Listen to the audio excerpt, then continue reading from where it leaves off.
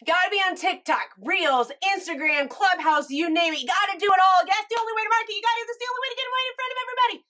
Friends, that is exactly how I feel seeing all these people pitching that this is what you have to do. You have to be here. You have to be there. Try the new trend.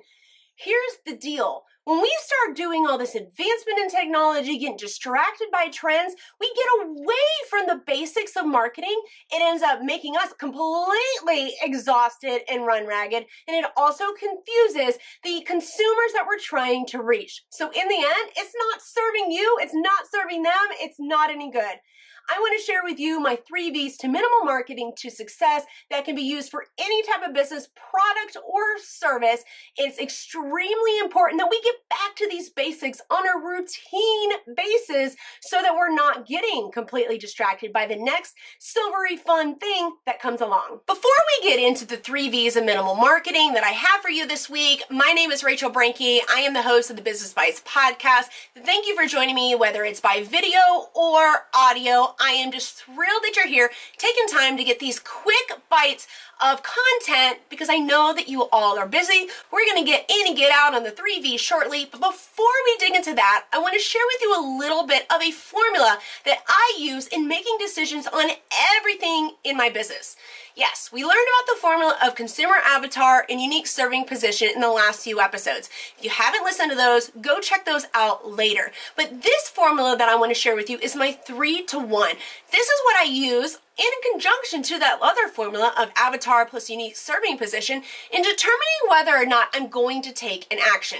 Because here's the deal. I am a busy entrepreneur. I own many businesses. I have team members that I have to support and manage. I have 5 kids, 3 rescue puppy dogs, and I love to compete with Team USA and run Ironman triathlons. The only way that I can have this real life is to have the real business, but it does not mean that I have to take every opportunity or do everything that comes along. So I've developed this 3-to-1 that is kind of like a pros cons list, but it helps to dictate whether or not I'm going to take opportunities or take an action in my business.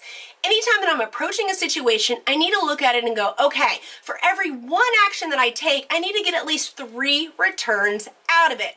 I also supplement that with, I need to make sure that that 1 action is going to have at least 3 good things for every 1 negative, all right? So let's take an example, like when I'm recording this for y'all. I'm doing it by video. I'll be able to utilize it on YouTube, LinkedIn, Facebook, IGTV, but then I can also pull the audio for the Business Bites podcast on Apple Podcasts. I can use the audio and the clips to repurpose for on social media. I can also use it for pitching when I go to try to get other speaking engagements. That's like 4, 5, 6 different ways that this 1 action that I'm taking today is going to give me a benefit. This is how you can maximize hours without having to outsource everything. Because here's the deal. Many of us are the only ones in our business, or we're the only ones who are the face and the content creator, the person that's out there that's reaching to the avatar, that's reaching to the consumer that we want to have to buy into our business that we want to serve. We can't outsource that. So we have to, every single time we sit down to do actions, such as in marketing, make sure that we're getting at least 3 returns for every 1 action. So now that we got that down, let's move into the 3 V's. V number 1 is determining the visuals that you're going to have in your business. If you're somebody that's been in business for a hot while, still stick with me on this. If you're newer, this is especially for you. The most minimal visual that you need to have these days is going to be a business name and also the visual aesthetics that you're going to use to promote your business. It could be text, but most of us are using photo or video or audio to support it. So those are the 2 minimal things that you need to have. Having a logo is also fun and great, and also determining the colors of the brand that you want to help to tie all of the elements together.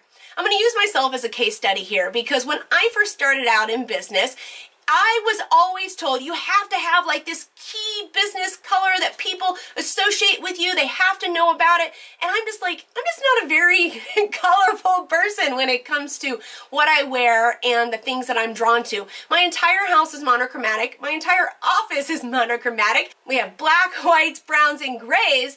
And you know what? That's just me. So I embraced it. But what the good thing about having a visual brand is it allows for recognizing by the avatar who the brand is, but it also makes it easier for you as the person that's putting out visual assets, whether it's photo, video, text, your website, whatever, you're able to stick to a cohesiveness. So I know when I go to take photographs, I like them to be cooler, I like to have more monochromatic tones, and I don't have to be so concerned when it's time to stick it onto the website or to put it into marketing material or onto my Instagram feed, or anytime that I need to put out these visuals if I'm going on other platforms. I know everything's going to be cohesive because I pretty much always show up wearing the same colors and in the fairly same environments. So the key minimal pieces that makes it really easy for you is the name, maybe a logo, deciding on the visual asset medium that you're going to use, such as photo, video, and all of that, and sticking to a color scheme that is best for you. Because here's the deal, and I'm not telling you to go over curate your Instagram feed, but think about some of the people that have the wall of photographs that are all cohesive. Many times it's done that way because it's the same colors, same lighting, and same positioning. And like we mentioned here, minimally, you can identify the colors that you want to have included, and it will help to pull everything together. Even if you're in different environments, even if you're in different lighting, it's one of the quickest, easiest ways to keep a visual brand cohesive without having to completely set up for brand shoots all the time, which I still think are a good idea. But even if you're just out shooting with your phone or your Sony or whatever it is you're using to put some visual content on the internet, minimally we need to have a color scheme that we are capturing that so that everything is cohesive. Number 2 of the V's for minimal marketing is determining the values of our business. Here's the deal. You don't have to go to business school to be a successful business owner. I went, it was kind of a waste of time and money, but anyways, we're here now. But one of the things that we learn in business school, and you probably have learned by going through other courses or learning from other people who have been successful at this, they talk about the values in your business. This is important. If you are not evaluating this from the very beginning and at least reevaluating it every year to see how your values have changed, who you're trying to reach has changed, and all of that, you're going to be pretty stagnant when it comes to deciding what type of message you're putting into that visual content like we just talked about. So we need to identify what are the values in our business. I'm going to use myself as a case study here because one of the values that I've kind of had from the beginning is trying to be as transparent as possible to all of you through my whole journey. You can find videos on the internet. You can see the transformation on how I've changed on going from static photos to video, all of that sort of stuff. Hopefully we're all improving. But one of the values that I've had from the very beginning that really was tough for me was being transparent and honest about my failures and the things that I've done wrong, because of course you don't want people to know that you have failed. I do love and enjoy that we are moving as a society to a place where we can start embracing that, people pour into that, but people also connect with that more. So for me, one of my values from the very beginning was putting into my messaging to connect with all of you, being as transparent about failures. I hadn't done it on a different level than I do it now. As I get older, I don't really even care what I share, how I failed, how much money I lost on any sort of action I've taken that's failed. I'm fine with sharing that. This has been a way and a good example to show you how you can have a value once, but you need to reevaluate it as you go along, because maybe as time has grown, you become more private and you don't want to share that stuff. That's no longer value. You need to obviously taper that out of your marketing. Or someone like me, I have ramped up sharing in transparency about what I've done in business and life and how I failed and how I've succeeded, because that is a value that I have here. Because what is my end goal with all that I'm doing? To help each of you to be successful entrepreneurs and to see that it's not all gravy all the time. Failures do happen. And it's funny, we hear that cliche, we know it exists, but there's something when you hear about it. So in this second V, in the values of marketing, that is one of the values that I put forward to make sure that I inject into the content that also goes with the visuals in order to connect with all of you who want to buy into, who want to consume, who want to connect with me through what I have to offer. So it's a really good example that I want you to think about. What are some of the values in your business?